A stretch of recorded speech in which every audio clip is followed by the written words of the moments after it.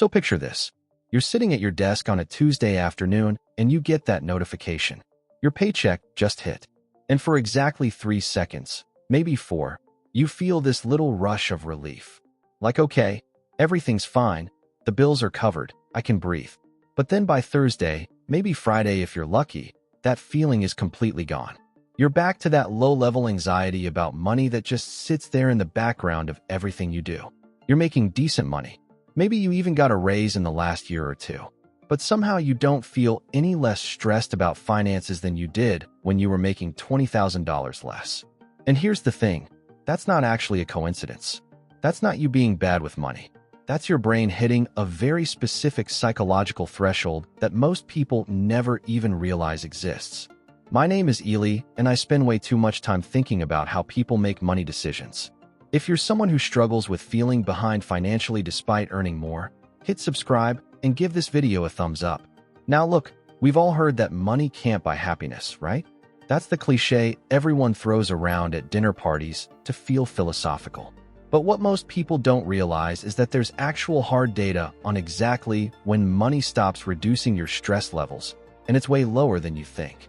According to research from Princeton University that studied over 450,000 Americans, there's a specific income point where your day-to-day emotional well-being basically flatlines. And that number, adjusted for inflation to today's dollars, sits right around $75,000 to $90,000 a year, depending on where you live.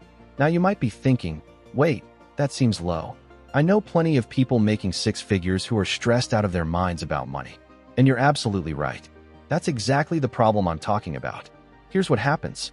Most people assume that if they're stressed about money now, making more money will fix that stress.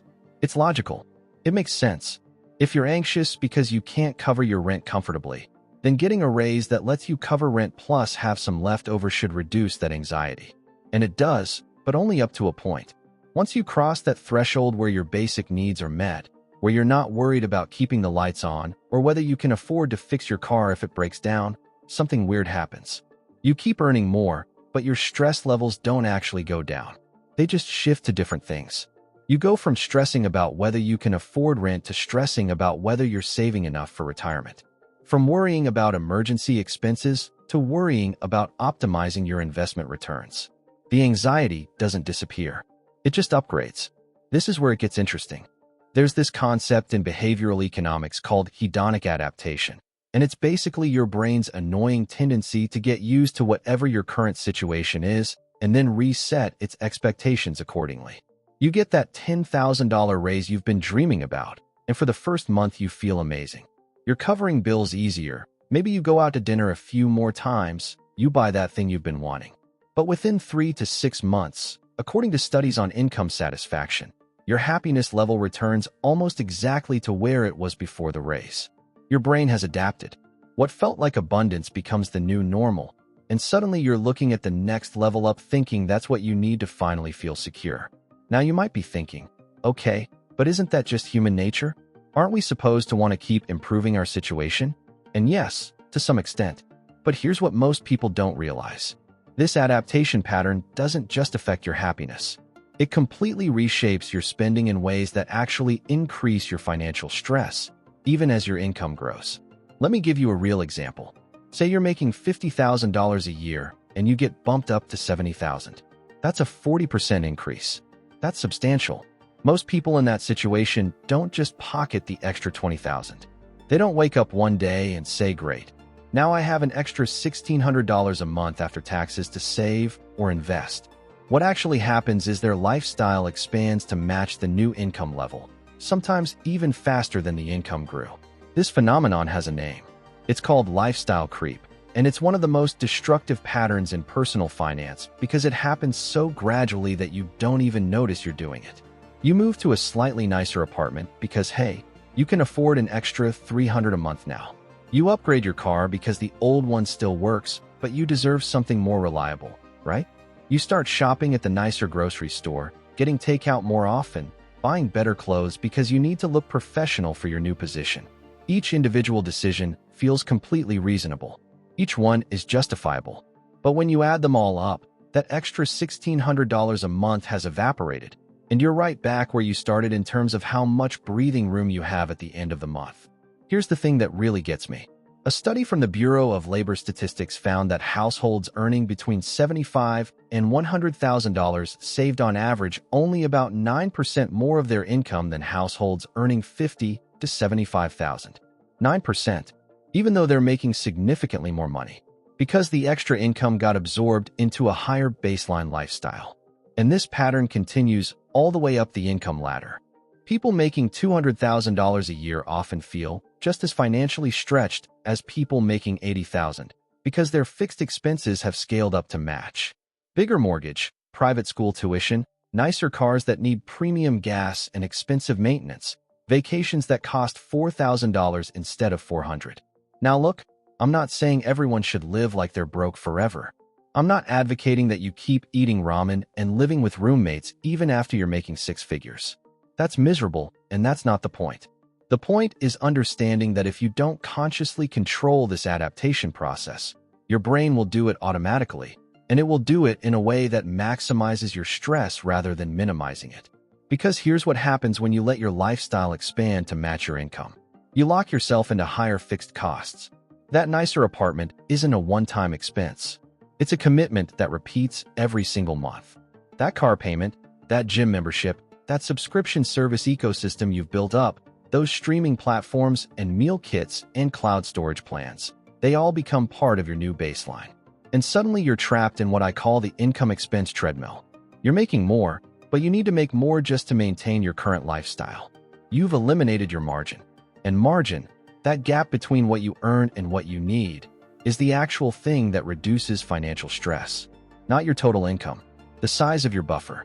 Research from the Federal Reserve's annual survey on household economics found that nearly 40% of Americans couldn't cover a $400 emergency expense without going into debt or selling something. And that statistic holds true across a surprisingly wide income range. Because it's not really about how much you make. It's about whether you've preserved flexibility in your financial system. This is where most financial advice completely misses the point. You'll hear people say, just make a budget, track your spending, cut out the lattes. And sure, those things can help on the margins. But they don't address the core psychological mechanism that's actually driving the problem. Your brain isn't stressed because you spent $5 on coffee. Your brain is stressed because it senses, correctly, that you don't have enough buffer to handle variability, that you're operating too close to the edge of your income capacity. And no amount of budgeting apps or expense tracking is going to fix that feeling if you keep expanding your fixed costs every time your income increases. Let me tell you about something researchers call the reference income effect. Basically, your brain doesn't evaluate your financial situation in absolute terms. It evaluates it relative to some reference point. And that reference point is constantly shifting based on what you're exposed to. If you're making $60,000 and all your friends are making $50,000, you feel pretty good. You feel ahead. But if you get promoted and now you're making $80,000 and you start hanging out with people who make $120,000, suddenly you feel behind even though your objective situation improved dramatically. Your brain has reset its reference point, and now you're comparing yourself to a different peer group. This is why social media is so financially dangerous, by the way. You're constantly being exposed to curated highlight reels of people's lives. You see the vacations, the new cars, the home renovations, the designer outfits. And your brain, which evolved to survive in small tribal groups where keeping up with your neighbors was actually important for social cohesion and resource access, interprets this as evidence that you're falling behind, that you need to spend more to maintain your relative position. Even though rationally you know those Instagram posts aren't real life, the emotional circuitry in your brain doesn't care. It just registers the gap between your life and what you're seeing, and it generates anxiety to motivate you to close that gap. Now you might be thinking, okay, so what's the solution? Do I just ignore everyone else and never upgrade my lifestyle no matter how much I earn? And no, that's not realistic either. That's not how human psychology works. You're going to naturally want some of the benefits that come with earning more. The solution is to make that upgrade process conscious and deliberate instead of automatic and reactive. Here's what I mean. When you get a raise or a new job with higher pay, the most powerful thing you can do is pause before you change anything. Don't immediately go apartment hunting for a nicer place. Don't start browsing car dealerships. Don't upgrade your wardrobe or your eating habits or your entertainment spending. Just sit with the extra money for 3 months. Let it accumulate in your checking account where you can see it building up. This does 2 things. First, it lets you actually experience having more money instead of just having more stuff. You get to feel what financial margin actually feels like, which is a completely different sensation than just maintaining a nicer lifestyle with no buffer. Second, it breaks the automatic connection between earning more and spending more. You create space to make intentional decisions about what aspects of your lifestyle you actually want to upgrade and what things you're fine leaving as they are. Maybe you realize that having a nicer car genuinely improves your daily quality of life, and it's worth allocating some of that raise toward. Great. Do it consciously. Run the numbers. Figure out exactly how much it's going to cost monthly, and make sure you're still preserving some of that income increase as margin. But here's the key. Research on financial satisfaction suggests that the optimal approach is to allocate about 50% of any income increase to lifestyle improvement and 50% to saving or debt reduction. This keeps you moving forward on both fronts. You get some immediate benefit from earning more, which feels good and helps maintain motivation, but you also build your buffer, which is what actually reduces stress over time. Because think about what happens when you have 6 months of expenses saved up. When you have that cushion, suddenly job stress decreases because you're not terrified of getting laid off. You can actually negotiate for better pay or conditions because you have the option to walk away if needed. You can handle unexpected expenses without panic. Your whole relationship with money shifts from anxious and reactive to calm and strategic. Now look, I know that saving 50% of a raise sounds impossible to a lot of people watching this, especially if you're early in your career or living in an expensive city or dealing with student loans or supporting family members. And I'm not trying to pretend like everyone has the same opportunities or constraints. But here's what I've noticed after talking to hundreds of people about their finances. The people who feel the most stressed about money aren't usually the ones making the least. They're the ones who have the smallest margin relative to their fixed costs, regardless of their actual income level. I've met people making $40,000 who feel more financially secure than people making $150,000, and the difference is always the same. The person making less has kept their fixed costs low enough that they have breathing room. The person making more has scaled up their commitments to the point where they're living paycheck to paycheck at a much higher level. This is what I mean when I say money stops reducing stress at a certain point. It's not that making more than $75,000 or $90,000 doesn't matter at all. It's that beyond that threshold, additional income only reduces stress if you're actively choosing to preserve margin with it, instead of just upgrading your lifestyle. If every raise gets absorbed into higher fixed costs, your stress level stays exactly the same even as your income doubles or triples. You're just worried about different things at a higher price point. There's actually a term for this in psychology. It's called the satisfaction treadmill, and it applies to way more than just money. But financially, it manifests as this constant feeling that you're almost there, that you almost have enough, that just a little bit more would finally give you that sense of security you're chasing. And the cruel irony is that for most people, they already crossed the threshold where more money would reduce their stress. They just spent the increase before they could feel its impact. So here's what I want you to do. This is the practical part. Take out your bank statements from the last 3 months and calculate your actual fixed costs. Not what you think they are. What they actually are. Rent or mortgage, car payment, insurance, utilities, phone, internet, subscriptions, minimum debt payments, anything that hits your account every month regardless of what you do. Add all that up and divide it by your monthly take-home income after taxes. That percentage is your financial fragility score. If it's above 70%, you're operating with very little margin. Any unexpected expense, any job disruption, any economic shock is going to create immediate crisis-level stress. If it's between 50 and 70%, you have some breathing room, but not much. Below 50%, you're in pretty good shape in terms of having flexibility to handle variability. Now here's the thing. Most people have no idea what their number is. They've never actually calculated it. They just have this vague sense that money is tight or that they're doing okay. But that vague sense is often wildly inaccurate because your brain is bad at tracking this stuff intuitively. You remember the big purchases, but forget about all the small recurring charges that add up to hundreds of dollars a month. So step 1 is just knowing your number, getting that baseline awareness of where you actually stand. Step 2 is committing that the next time your income increases, whether that's a raise or a new job or a side hustle that starts generating real money, you're going to allocate at least some of it to lowering that fragility score before you upgrade your lifestyle. Maybe that means building up an emergency fund if you don't have one. Maybe it means aggressively paying down high-interest debt.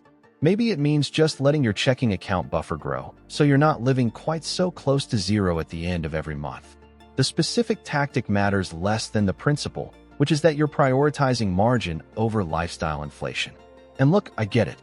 This is not as fun as going out and buying something nice with your raise. It doesn't give you that immediate dopamine hit. That's why most people don't do it. That's why lifestyle creep is so common. Because your brain is wired to prioritize immediate rewards over delayed benefits, even when the delayed benefits are objectively more valuable. This is basic behavioral economics. We discount future outcomes heavily compared to present ones. So intellectually, you know that having 3 months of expenses saved would reduce your stress more than having a nicer car. But emotionally, in the moment, the nicer car feels way more compelling. The only way to override this tendency is to make the decision before you're in the moment. To set up systems that automatically preserve margin without requiring you to exercise willpower every month. This is why financial advisors always recommend automating your savings. Not because budgeting is hard, but because willpower is unreliable. If you have to manually transfer money to savings every month, you'll find reasons not to do it. But if it happens automatically the day your paycheck hits, before you even see the money in your checking account, your brain adjusts to the lower amount and you don't miss it. The same principle applies to raises. The absolute best time to increase your automated savings is the exact moment your income goes up, before your spending has a chance to expand to fill the new space, before you've psychologically adjusted to having more. You lock in a higher savings rate at a point where it doesn't feel like a sacrifice because you weren't used to having that money anyway. And then your lifestyle can expand a little bit with the remaining increase, and you're still moving forward on both fronts. Here's what most people don't realize. The feeling of financial security that everyone's chasing, that sense that you have enough and you can relax, it doesn't come from hitting a certain income level. It comes from hitting a certain ratio between your income and your fixed costs. It comes from having enough margin that variability doesn't feel threatening. You can make $200,000 a year and feel anxious every month if your fixed costs are $180,000. Or you can make $60,000 and feel completely calm if your fixed costs are $30,000. The absolute numbers matter less than the gap between them. And this is why understanding the point where money stops reducing stress is so important. Because once you cross that threshold where your basic needs are comfortably met, which for most people is somewhere between $75,000 and $90,000 depending on cost of living in your area, additional income is only valuable to the extent that you're using it to build margin. If you're just using it to upgrade your lifestyle to the point where you're still living paycheck to paycheck, you haven't actually improved your financial situation. You've just moved the anxiety to a higher altitude. So the next time you feel stressed about money despite making decent income, ask yourself what your margin actually is. Not what you make, but what you have left over. Not what you spend on, but what you have available to absorb shocks. Because that's the number that actually determines your financial stress level. And the good news is that it's the one number you have almost complete control over, regardless of what your boss decides to pay you. If you found this helpful, hit that subscribe button and check out the next video where I break down exactly why everyone tells you to invest, but almost nobody explains what happens psychologically when your portfolio drops 30% in a month.